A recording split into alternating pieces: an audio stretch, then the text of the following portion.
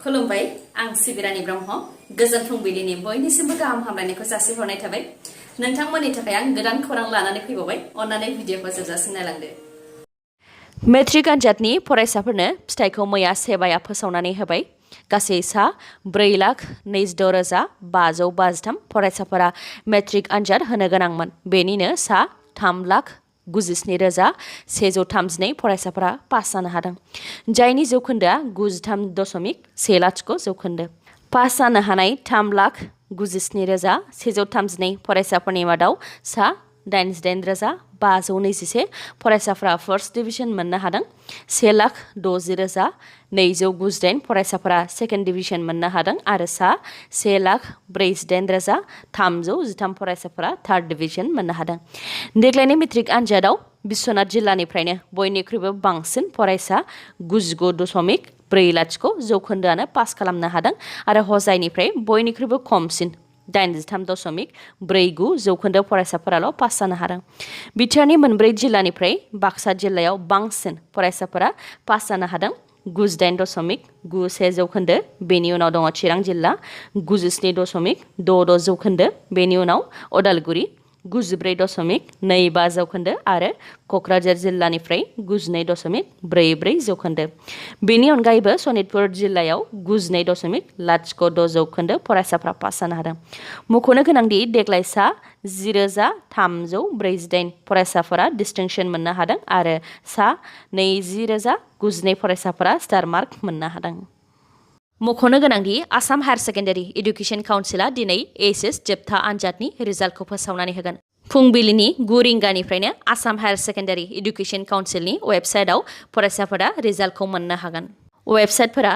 ahsec.assam.gov.in आरो assamresult.in बेनि अनगायैबो आरो माखासे डाइरेक्टर अफ एडुकेशन बिटिसि क'क्राझारआ बिटिआरनि मोनब्रै जिल्लायाव फोरोंगिरिनि गासै मोन 427 लांदां पस्टनि थाखाय फोसावबिलाइ फोसावदों 427 लांदां पस्टनि मादाव डाइरेक्टर अफ एडुकेशन बिटिसि क'क्राझारनि सिङाव एलपि स्कुलनि थाखाय एसिस्टेन्ट टिचार यूपी स्कुलनि थाखाय एसिस्टेन्ट टिचार साइन्स टिचार आरो हिन्दी टिचार बिटिआरनि मोनब्रै जिल्लायाव एलपि लेभेलाव गासै 347 पस्ट दङ बेनि मादाव बड' मिडियाम फरायसालिफोरनि थाखाय 116 आरो एसामिस मिडियाम फरायसालिफोरनि थाखाय 231 पस्ट फोसावदों एलपि स्कुलाव गासै 347 पस्ट दङ बेनि मादाव क'क्राझार जिल्लायाव गासै 103 दङ बेनिनो बड' मिडियामनि थाखाय 44 आरो एसामिस मिडियामनि थाखाय 59 चिरां जिल्लायाव गासै 21 पस्ट दङ बेनि मादाव बर' मिडियामनि थाखाय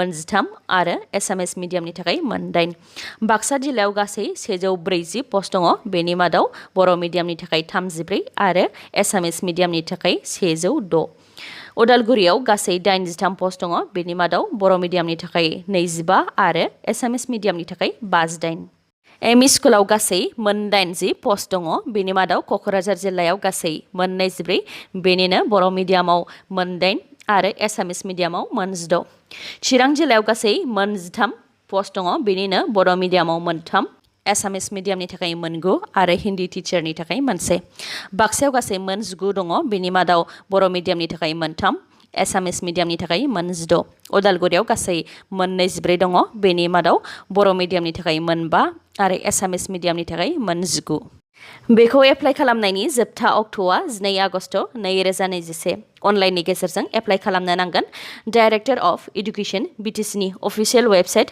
debtc.in आव थांनानै एप्लाइ खालामहैनो हागोन बिजाथिया आसाम टेट नङाब्ला बिटिसि टेटआव उथ्रिसारनाय जानो नांगोन मख'नो गोनांदि बिटिआरनि अनगायैबो गासै आसामनि थागिबिफोरानो बेखौ एप्लाइ खालामनो हागोन नाथाय बिटिआरनि बिजाथिफोरखौ सिगांसिन खाबु होनाय जाग्रोगोन मैया 25थि जोहोलाव सोमब्ला बसुमतारीनि थैनाय सानमोन चिरां जिल्लानि बासुगावआव सानसेनि हाबाफारिजों मैया उदखारि बेरेखा सान जोहोलाव सोमब्ला बसुमतारीनि 25थि थैनाय सानखौ फालिदों मैयानि बे हाबाफारियाव गिबि मन्थ्रि डक्टर हिमन्त बिश्व शर्मा BTCनि गाहाय प्रमद बर' बिथांमोनजों लोगोसे माखासे दैदेनगिरि बिथांमोनहाबो बाहागो लादोंमोन। बे हाबाफारियाव बाहागो लानानै BTCनि गाहाय प्रमद बर' बिथाङा जोहोलाव सोमब्ला बसुमतारी बिथांनि जिउमाया सोरगोआव आलो गोजोन थानो मोनथों होननानै आर'ज खालामदों। लोगोसे एबसु आरो माखासे आफादफोरा उदखारि फोजोबस्रांनो थाखाय गोबां खामानि मावबोदों होननानैबो फोरमायथिदों बिथाङा। लोगोसे हाथियार गैयालासे लाइमोनफोरा जाहाथे बिजाब फरायनाय, रांखान्थि, समाज फोसाबनाय, साइन्स एन्ड टेक्न'लजिफोराव गोसो होयो बेखौबो खावलायहरदों बिथाङा। बेनि अनगायैबो रायजो सोरखारा जेरैबायदि आयेन बेरेखा ड्राग्स फालांगि खालामनाय आरो मानसि लांखारनाय बायदिनि सायाव गोख्रों राहा लादों, बेबायदिनो BTR ओनसोलावबो BTC सोरखारा फुजा फोरबोफोराव जुवा खेला होनायफोरखौ बेन खालामबाय। बबेबा फुजा कमिटिया जुवा होयोब्ला फुजा खुंनो गनायथि मोननाय नङा होननानैबो रोखायै फोरमायथिदों बिथां प्रमद बर'आ। प्रमद बर'नि अनगायैबो गिबि मन्त्रि डक्टर हेमन्त बिश्व शर्मा बिथाङाबो बुंथिदों दि बड'लेण्डआव गोजोन लाबोनो थाखाय जायखिजाया खामानि मावगोन। डक्टर हेमन्त बिश्व शर्मा बिथाङा बुंथिदों दि जों रावनिबो सुथुर नङा। BPF हान्जाया बिसायख'थिनि समाव महाजोटजों एलायन्स जादोंमोन। बेनि उनाव BPFजों पलिटिकेलि सावरायलायनाय जायाखै, नाथाय बड'लेण्डआव गोजोन लाबोनो थाखाय गासै खामानिखौनो मावगोन होननानै बुंथिदों डक्टर हेमन्त बिश्व शर्मा बिथाङा। BTR ओनसोलाव गोजोन लाबोनो थाखाय NDFB-फोरजों सावरायलायनानै बिथांमोनखौ गुबै लामायाव लाबोफिननो हादों आरो NLFB-जोंबो सावरायलायनानै बिथांमोनखौ गुबै लामायाव लाबोफिननो हादों होननानैबो फोरमायथिदों बिथाङा। बेनि अनगायैबो मोनसे रिपर्टनि बायदिब्ला बारग' NDFB-फोरखौ लानानै चिफ मिनिस्टार अफिसनिफ्राय मोनसे स्टेटमेन्ट ओंखारदों। स्टेटमेन्टनि बायदिब्ला बारग' NDFB-फोरनि नन हाइनास क्रिमिनेल केसखौ थाबैनो बोखारनाया जासिगोन आरो NIN-आव नांथानानै थानाय गासैबो केसफोरखौ आसाम सोरखारनो ट्रेन्सफार खालामनाय जासिगोन होननानैबो स्टेटमेन्टआव बुंथिदों। आरो बेफोर गासैबो थांखिखौ BTR ओनसोलाव गोजोन लाबोनो थाखायनो आसाम सोरखारा लादों होननानैबो मिथिहोदों। रायजोआव फरायसालिफोरा 1 सेप्तेम्बरनिफ्राय गेवफिननो हागौ, बे खोथाखौ सोलोंथाइ बिफाननि मन्त्रि डक्टर रनज पेगु बिथाङा फोरमायथिदों। डक्टर रनज पेगु बिथाङा बुंथिदों दि रायजोआव दा COVID-19नि थासारिया मोजाङाव फैगासिनो दङ। फरायसालि बेखेवफिननायखौ लानानै सावस्रि बिफानजों सावरायलायनाय जादोंमोन। बेयाव सावस्रि बिफाननिफ्राय ग्रिन सिगनेल मोननो हादों होननानैबो फोरमायथिदों बिथाङा। बेनिखायनो रायजोआव COVID-19नि थासारिया मोजां फारसे थांबाय थायोब्ला फैगौ सेप्तेम्बरनि 1 अक्ट'निफ्रायनो फरायसालिफोरखौ बेखेवफिननो हागौ आरो गिबियाव थाखो 9, 10, 11 आरो 12नि क्लासखौ जागायगोन होननानैबो फोरमायथिदों बिथाङा। लोगोसे डिग्री आरो पोस्ट ग्रेजुएट लेभेलनि थाखाय इउनिभार्सिटिया थांखि लागोन होननानैबो फोरमायथिदों बिथाङा। मख'नो गोनांदि थाखो 1 निफ्राय थाखो 8 सिमा माब्ला खुलिगोन बेनि सायाव जेबो फोरमायथिनानै होआखै सोलोंथाइ बिफाननि मन्त्रि डक्टर रनज पेगु बिथाङा। गिबि मन्त्रि डक्टर हेमन्त बिश्व शर्मा बिथाङा मैया BTRनि चिरां जिल्ला आरो क'क्राझार जिल्लायाव दावबायफैदोंमोन। चिरां जिल्लायाव 25थि जोहोलाव सोमब्ला बसुमतारीनि थैनाय सान फालिनायाव बाहागो लादोंमोन। बेनि उनाव क'क्राझाराव सिक्किमनिफ्राय रैखा खालामनो हानाय सा 42 गथ'साफोरखौ लोगो हमदों। लोगोसे लांखारजानाय गथ'साफोरनि न'खरखौबो लोगो हमदों। लोगो हमनानै BTC सोरखारनिफ्राय 20,000 रांनि चेक गथायनानै होदों आरो थाबैनो बिथांमोननो अरुणोदय बिथांखिनि गेजेरजों रां अनसुंथाइ होनो थाखायबो बिथोन होदों डक्टर हेमन्त बिश्व शर्मा बिथाङा, जाहाथे बिथांमोननाव रांनि जेंना नुजाथिया आरो गाव गावनि गथ'साफोरखौ खामानि मावनो थाखाय गुबुन जायगायाव दैथायहरा। बेनि अनगायैबो बैफोर गामिफोराव रांखान्थिनि जेंनाखौ बोस्रांनो थाखाय थांना थानायनि राहा जेरै मोसौ फिसिनाय, दाउ अमा फिसिनाय बायदिनि मावबिथांखिनि सायाव जौगानायनि खामानिखौ मावनो थाखाय BTC सोरखारखौ खावलायदों डक्टर हेमन्त बिश्व शर्मा बिथाङा। बेनि अनगायैबो आसामनि पन्चायत आरो गामि जौगाखां, पाब्लिक हेल्थ इन्जिनियारिं आरो कन्जुमार बिफाननि मन्त्रि रन्जित कुमार दास बिथाङाबो BTRनि थाखाय मोननैसो गोनांथार बिथांखि फोसावनानै होदों। सेथियाव दङ फैगौ आगस्ट 2021 मायथाइनिफ्राय आगस्ट 2022 मायथाइसिमनि गेजेराव BTRआव PMAY जि बिथांखिनि गेजेरजों गरिब न'खरनो 1,05,000 न' लुफुंनो थाखाय 1,300 कौटि रांखौ BTR खुंथायनो गथायबाय। नैथियाव दङ BTRनि पन्चायत आरो गामि जौगाखां बिफानाव लांदां जानानै थानाय 690 मासियाव कन्ट्राक्चुएल साख्रि थिसननो थाखाय BTC सोरखारखौ गनायथि होबाय। सिगांनि समाव बेफोर पस्टनि थाखाय आसाम गभर्नमेन्टनि सिङाव थानाय कमिशनार अफिसासो थिसनलाय होनाय हाबाफारिखौ मावोमोन। आसाम आरो मिजोराम सिमाखौ लानानै दावराव दावसि जानाया दासिमबो गोजोन फारसे फैयाखै। मन्त्रि अशोक सिंहाल बिथाङा फोरमायथिनाय बायदिब्ला मिजोरामनिफ्राय दासिमबो आसामनि नोगोरारिफोरनि सायाव गुलि गावहरो। मन्त्रि अशोक सिंहाल बिथाङा सिमाखौ लानानै दावराव दावसि जानायनि सोमोन्दै खौरां लानो थाखाय लैलापुर पुलिस थानायाव थांदोंमोन। बेयावनो सिमायाव थानाय नोगोरारिफोरा दासिमबो गुलि गावहरनाय जाथायनि सोमोन्दै अशोक सिंघालनो खोन्थाफैनायाव अशोक सिंघाल बिथाङाबो नायनो थाखाय थांदोंमोन आरो मिजोरामनि गुलि गावहरनायजों सिमायाव थानाय आसामनि नोगोरारिफोरनि न'फोराव गुलि नांनाय थिं गब्लंनाय सावगारिखौ बिथाङा नुनो मोन्दों होननानै फोरमायथिदों आरो गावखोन्दा गुलिखौ लानानैबो मिडियानि सिगाङाव दिन्थिदों अशोक सिंघाल बिथाङा। मख'नो गोनांदि थांनाय 26 जुलाइआव आसाम आरो मिजोरामनि गेजेराव सिमाखौ लानानै दावराव दावसि जादोंमोन, जेराव सा 6 आसाम पुलिसनि जिउ खहा जादोंमोन आरो गोबां आसाम पुलिसानो जोखोम जादोंमोन। बेनि उनाव मिजोरामनि रायजो सभानि एमपि बनलाल वीना बिथाङा आसाम पुलिसखौ सिमायाव फैबावोब्ला बुथारजोबनायनि हुमखि होदोंमोन आरो सा 6 आसाम पुलिसनि जिउ गोमानाया आसाम पुलिसनि खाफाल मोजां, गासैबो थैजोबाखै होननानै बिबुंथि होदोंमोन। बेनि उनावनो आसाम पुलिस आरो सिआइडिनि मोनसे हान्जाया दिल्ली फारसे एमपि बनलाल वीनानो सामन नटिस हैनो थाखाय थांदोंमोन, नाथाय दिल्लीनि बिथांनि थाग्रा न' आरो अफिसाव बिथांखौ मोननो हायाखै। रिपर्टनि बायदिब्ला बिथाङा दा खारखोमानानै दङ आरो बिथांनि मबाइलाबो सुइच अफ जानानै दङ। बेनिखायनो आसाम पुलिस आरो सिआइडिनि हान्जाया दिल्ली पुलिसनिबो मदद लादों आरो एमपि बनलाल वीनानि थाग्रा न'नि वाल आरो दिल्लीयाव थानाय मिजोराम भवनावबो सामन नटिसखौ सिथाबनानै फैदों। सामननि बायदिब्ला एमपि बनलाल वीनाखौ थाबैनो आसाम पुलिस आरो सिआइडिनि मोखाङाव नुजाथिफैनो थाखाय बिथोन होदों। गुबुन फारसेथिं आसामनि सुबुंफोरखौ मिजोराम फारसे थांथ'नो नाङा होननानै खावलायदों डक्टर हेमन्त बिश्व शर्मा बिथाङा, मानोना दासिम थासारिया मोजाङाव फैयाखै।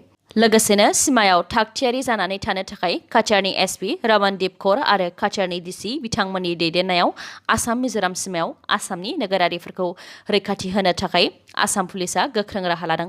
आसाम पुलिसा बुलेट प्रुफ गारि आरो एडभान्स हाथियार लानानै आसाम मिजोराम सिमानि लाइलापुराव थागथियारि जाहैदों।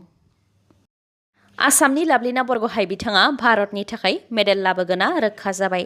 69 केजि खथायाव आसामनि लाभलिना बरग'हाइ बिथाङा चाइनानि चिन बिथांनि बेरेखा गेलेदोंमोन, जेराव बिथां लाभलिना बरग'हाइआ चिन बिथांखौ 4-1 ग'राव फेजेननो हानानै क्वार्टार फाइनाल्सआव देरहासारनो हादों। क्वार्टार फाइनाल्सआव देरहाखांनायनि उनाव बिथाङा भारतनि थाखाय ब्रन्जनि मेडेल लाबोगोना रोखा जाबाय आरो बेनि उनाव बिथाङा सिलभार मेडेलनि थाखाय सेमि फाइनाल गेलेगोन। बेयाव देरहासारोब्ला सनानि मेडेलनि थाखाय बिथाङा फाइनाल गेलेगोन।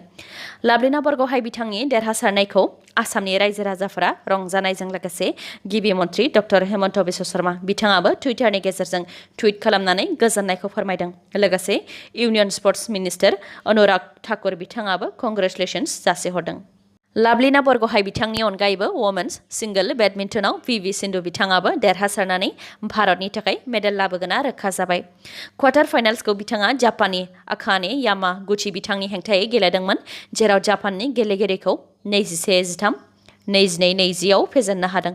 मख'नो गोनांदि पि.भि. सिन्धु बिथाङा 2016 मायथाइयाव जानाय रिअ' अलिम्पिक्सआव सिलभार मेडेल देरहासारनो हादोंमोन। बेनि अनगायैबो 2019 मायथाइनि वर्ल्ड चेम्पियनशिपआव सनानि मेडेल देरहासारनो हादोंमोन। 2017 आरो 2018 मायथाइयाव वर्ल्ड चेम्पियनशिपआव सिलभार मेडेल देरहासारनो हादोंमोन। बेनि अनगायैबो बिथाङा गोबां मेडेल देरहासारनो हादों। गंसे फरायसालियाव सा 160 फरायसाफोरनि मादाव सा 24 फरायसाफोराल' मेट्रिक पास जानायनि उनाव फरायसालियाव दुंहाव थासारि। कभिड-19नि थाखाय मेट्रिक आनजादखौ खुंनाय जायाखैमोन आरो माखासे इभालुएसन फर्मुलानि गेजेरजों फरायसाफोरनो मार्क होनो थाखाय सोरखारा फोसावनानै होदोंमोन।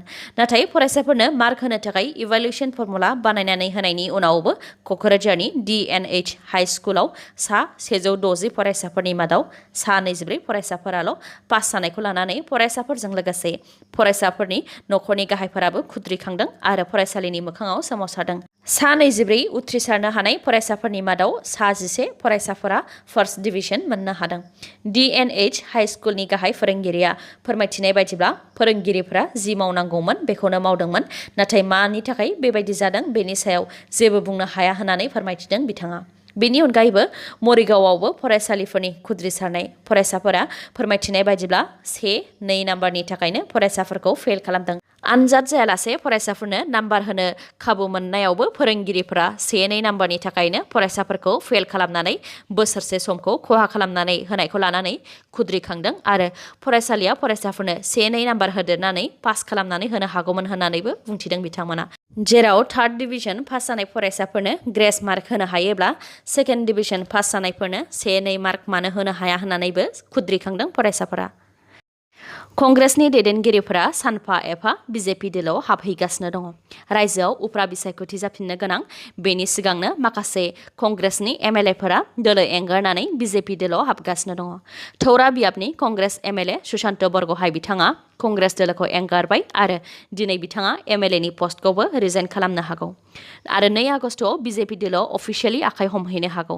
थौरा बियाबनि कंग्रेस एमएलए सुशांत बरगहाय बिथाङा दोलो एंगारनायनि लाइजामखौ आसाम प्रदेश कंग्रेस कमिटिनि आफादगिरि भुपेन बरा बिथांनि आखायाव गथायदों। दिनैनि खौराङा एसेनोसै। गाबोन आरो गोदान खौरांजों लोगो मोनफिनबावगोन। नोंथाङा दासिमबो आंनि चेनेलखौ साबस्क्राइब खालामाखैबा अन्नानै साबस्क्राइब खालामदो, लोगोसे लाइक, कमेन्ट आरो शेयार खालामनो दाबाव। गोजोन्थों।